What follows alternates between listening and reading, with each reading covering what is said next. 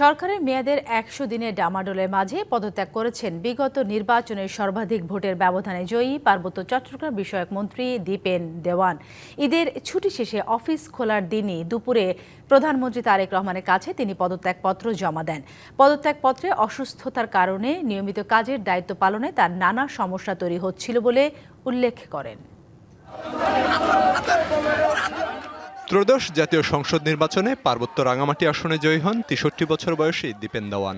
নির্বাচিত সংসদ সদস্যদের মধ্যে সর্বাধিক ভোটের ব্যবধানে জয়ী হন তিনি।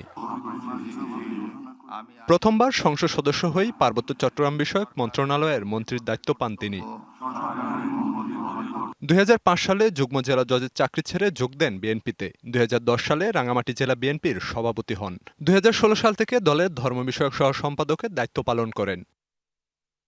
পদত্যাগপত্রে দীপেন দেওয়ান জানান, দায়িত্ব নেওয়ার পর থেকেই নানা শারীরিক জটিলতা তার কাজের বাধা হয়ে দাঁড়িয়েছে। বর্তমান সরকারের উন্নয়ন ও প্রশাসনিক কাজের গতিশীলতা বাড়াতেই তার এই অব্যাহতি। আকস্মিক তার এই পদত্যাগে বিস্ময়ের পাশাপাশি হতাশা ব্যক্ত করেন স্থানীয় নেতাকর্মীরা।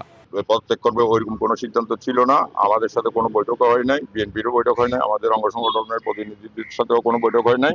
এটা কেন করছেন এটা উনি জানেন। প্রধানমন্ত্রী মহোদয়ের কাছে আমাদের বিনীত অনুরোধ থাকবে, বিষয়টি খতিয়ে দেখে এর বিহিত ব্যবস্থাটা যেন উনি করেন।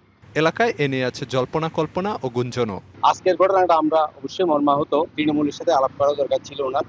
উনি স্বাস্থ্যগত হলেও ওনার কথাগুলো বলা দরকার ছিল, আর যদি কিছু থাকে সেটাও বলা দরকার ছিল। সকলে সে প্রত্যাশা করে। উনি বিচারক ছিলেন, কিন্তু এরকম কেন হলো সেটা আসলে বুঝতে পারতেছি না। দীপেন দেওয়ানের বাবা সুবিমল দেওয়ান শহীদ রাষ্ট্রপতি জিয়াউর রহমানের উপজাতি বিষয়ক উপদেষ্টা ছিলেন।